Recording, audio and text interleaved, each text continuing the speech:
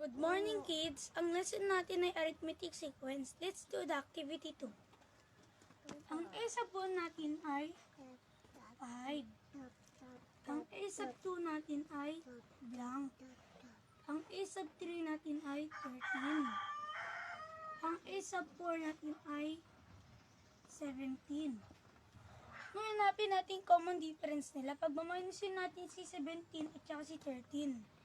Pwede natin pag-plusin o kaya pag-minusin. Kaya ang unahin natin gamitin ay plus 5 plus 4 equals 9. Ito ang common difference.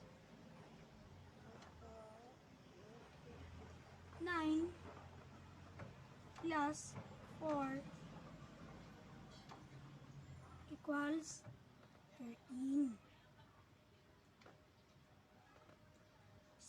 13 plus 4 equals 17.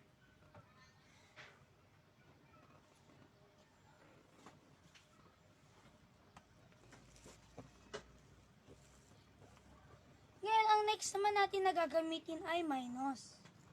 17 minus 4 equals 13. 13 minus 4 equals 9. 9 minus 5 equals 4.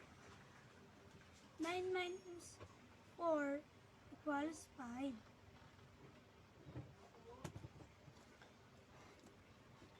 Ang common difference natin ay 4.